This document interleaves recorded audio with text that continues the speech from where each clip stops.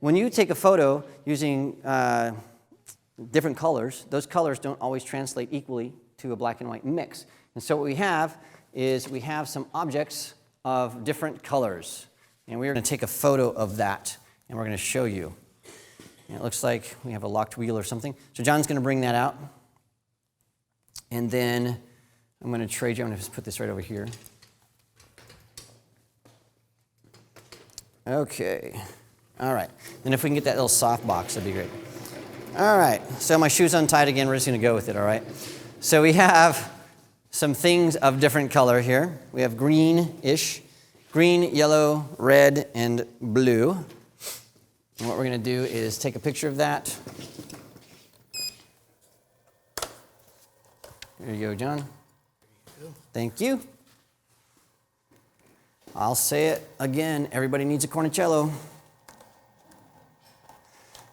You know, it sort of sounds like a Thanksgiving thing, doesn't it? The cornicello's on the table. Everybody's thankful. Thank you for laughing at that. All right. You can tell everybody's getting tired, myself included. All right, we're just going to sort of take a photo of green tea and yellow mustard and tomato ketchup. Tomato ketchup. All right. Lacey did this, right? Who did this? It was awesome. Did Tessa do this? All right. These are the people that behind the scenes are doing all the kinds of stuff that nobody gets to see. So, like 2 hours ago, I'm like, I need an assortment of different colored things. 5.6. 5.6. Okay. Just going to take a picture of these things at 5.6. There we go. Got it. It's all good. Thank you, John. All right. Let's take one last look in Lightroom at something that I think is pretty fun. And that is what happens when we convert this to black and white. All right. We have our stuff. We have that. When we convert this to black and white, notice that green and yellow are the same tone of gray, right? They look the same. So if you had something like an outfit that was green and yellow with different patterns and you converted that to black and white, you wouldn't be able to tell anymore what was green and what was gray. And look at the red.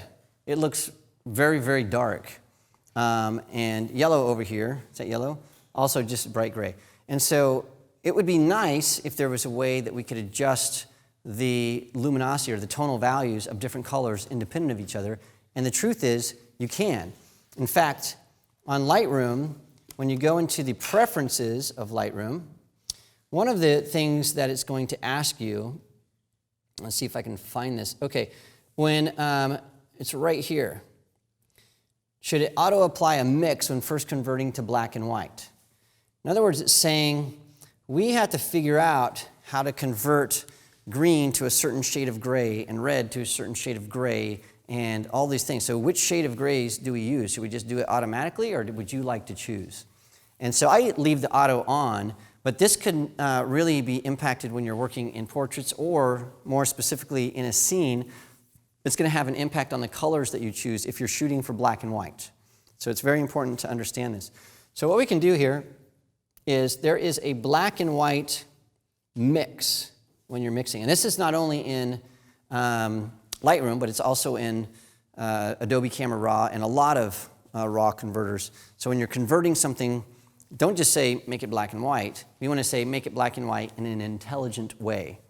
And so what we're going to do here is we're going to start looking at some things. So check this out. If I take this slider here that's red and I change it, look at that. I can change how the red is converted. I can make red look really black, or I can make red look very bright. If I wanted to take that green and make it a different color than the yellow, I can do that. If I want to make yellow a little bit brighter, I can do that. And so the point here is, as we're going through and converting things, it's important to understand that all colors are not created equal when it comes to that conversion.